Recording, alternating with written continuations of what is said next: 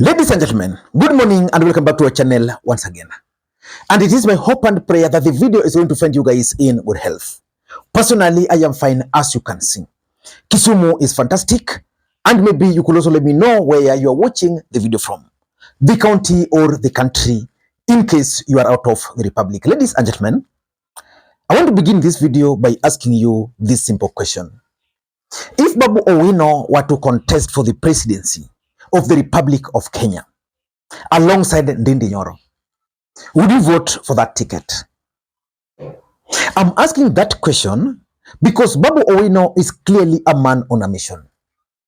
The other day, Babu Owino declared that he's planning to run for the presidency of the Republic in 2027.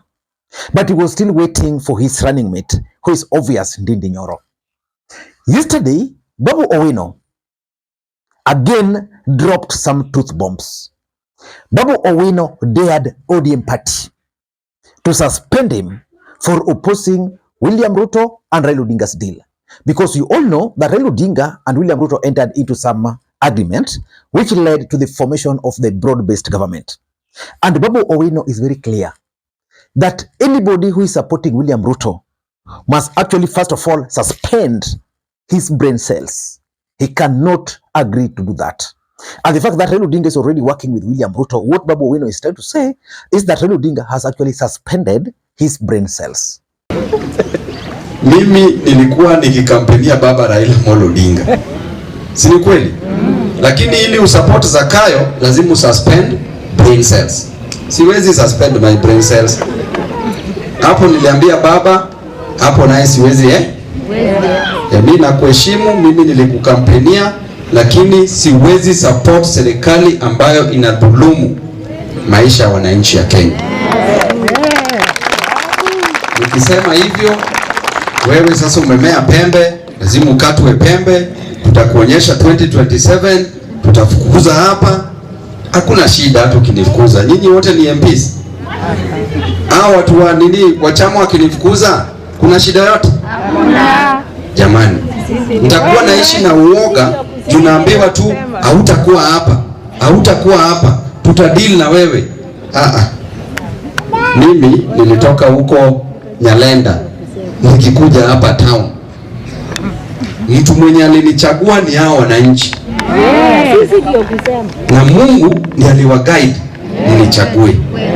Mungu ndiye anachagua kiongozi. Mimi ukinimwagia unga, mimi namwaga mboga. Ukimwaga mboga, namwaga unga. Lakini ukiweka mboga, naweka unga. Hatutabembelezana hii nchi. Nyinyi wenyewe mlinichagua.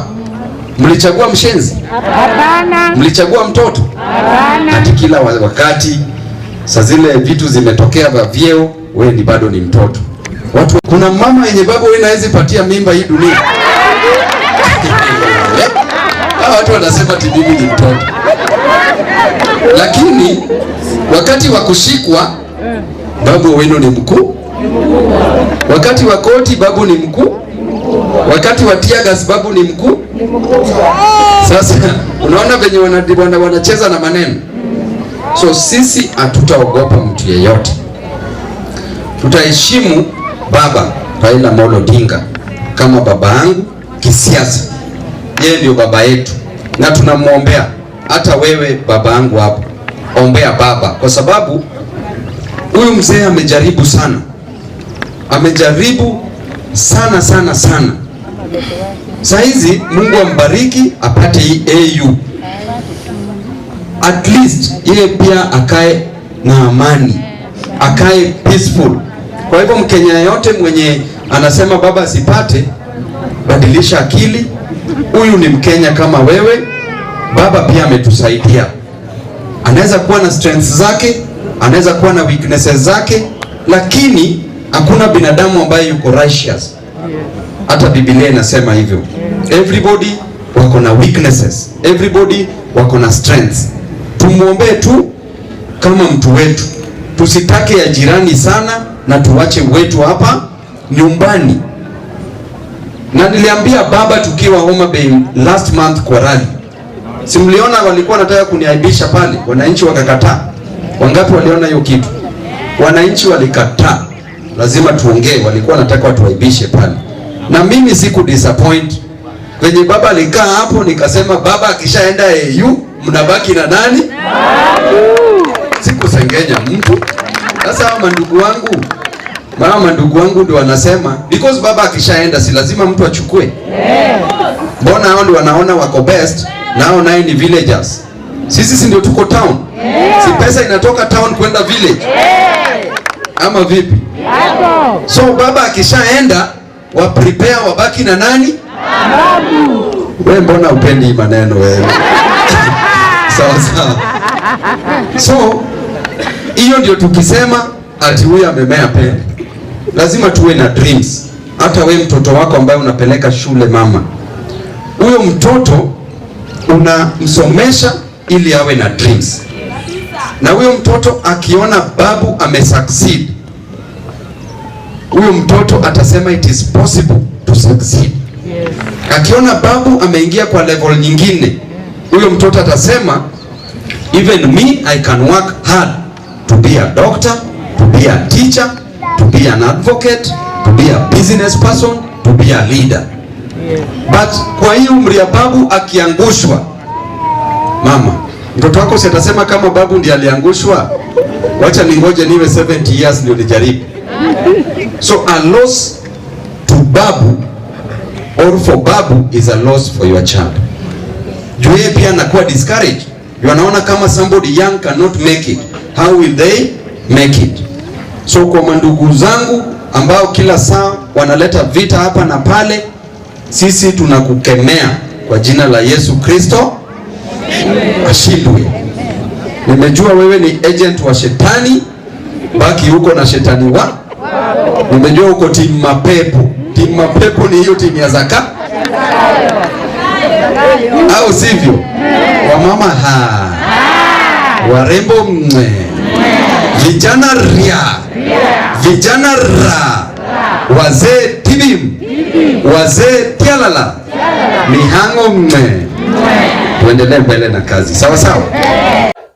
So in this video, I want us to do a critical analysis why Babu Owino now can get the guts to their ODM party to suspend him.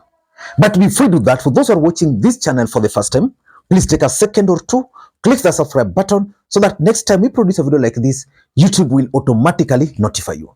And to the subscribers, I want to continue thanking you guys for your continued support, because without that support, this channel cannot be where it is. Ladies and gentlemen, without any further ado, allow me to dive in.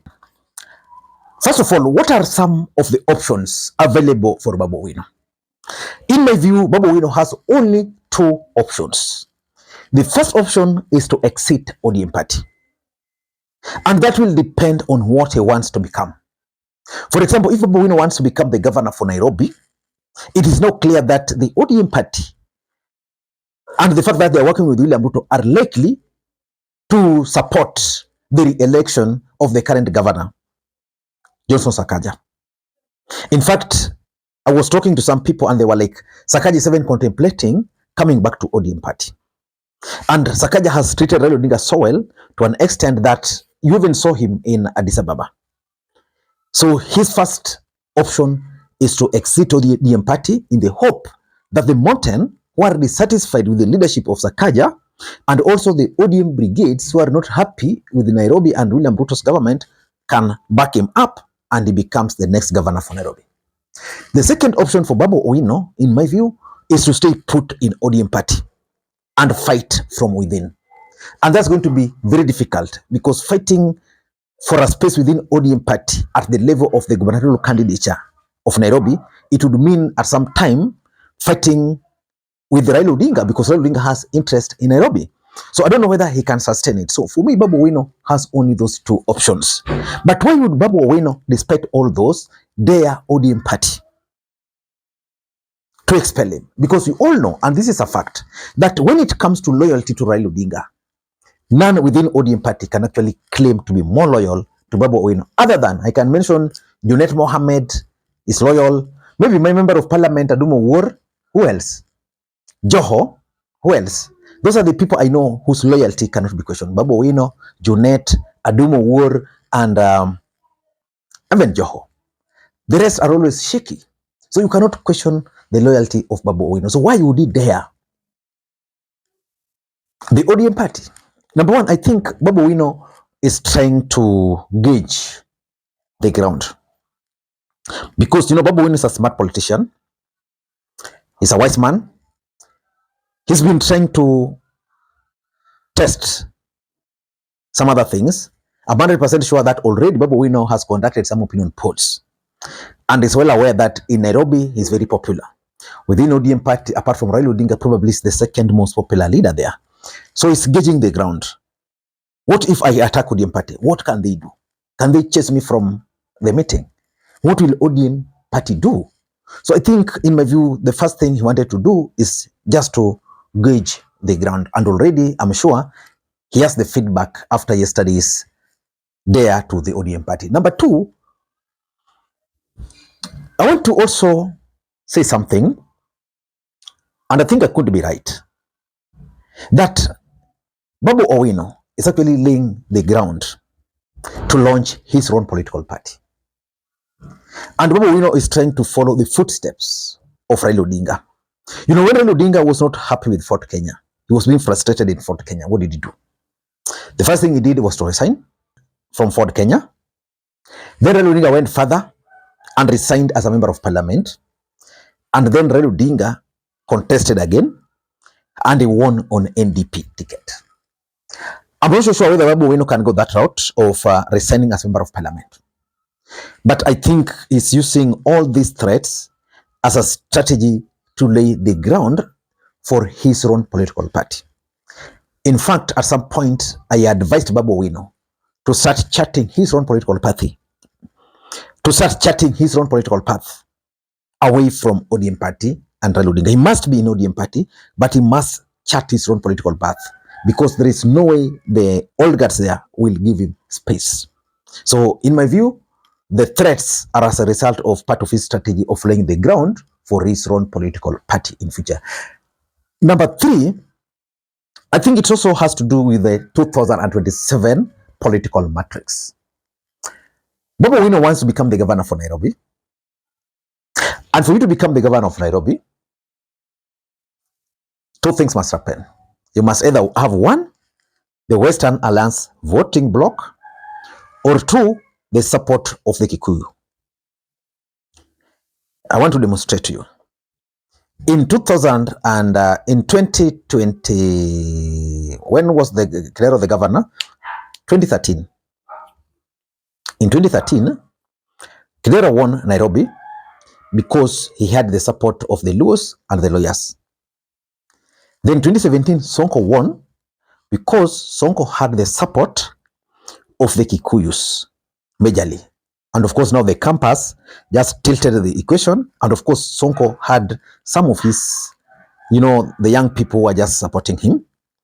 In 2022, Sakaja won in quotes because of the perceived Kikuyu votes. So there was that Kikuyu vote. ODM party had forced Igade, so ODM supporters were not very happy. So most of them did not vote for the governor. And even those who voted, some of them opted to vote for Sakaja, especially the ones from Western Kenya. So in 2027, the next governor of Nairobi is going to be the next governor of Nairobi is also going to be determined based on those lines. The Western Alliance versus the Kikuyu Nation. So Babu Owino comes from the Western Alliance. And he believes that even if he were to break away from ODM party, there are people who will follow him. And then he's also hoping that if he can be made the Kikuyu candidate in Nairobi, then he can easily win. So I'm looking at Babu Owino threats in that particular aspect, so that the Kikuyus will feel comfortable with him, that this guy has gone against the traditional Western Alliance, or the Luo nation for that matter, and now he's our candidate. Why not support him? So I think he's working on that particular arrangement, so that the Luyas who are not happy with Sakaja, the Luyas who are not happy with Sakaja will vote for him, and then he's going to bank on the Kikuyu nation, because the Kikuyu nation will not vote for Sakaja in 2027. And lastly, I think Babu Owino is also just taking the war directly to the ODM doorsteps. He knows and understands that is very popular on the ground. He knows that apart from Raila Odinga, probably He's the second most popular individual within ODM party. But he also understands one fact that there is no way the oligarchs will give him space. So he's taking the war directly to them. So ODM will now be forced to either call him for a meeting, have peace deal, or part ways. Ladies and gentlemen, I don't know what you think, but let us wait and see. 2025 is going to be a defining moment for people like Babu Owino. Until next time, this is Makwiny. Bye-bye.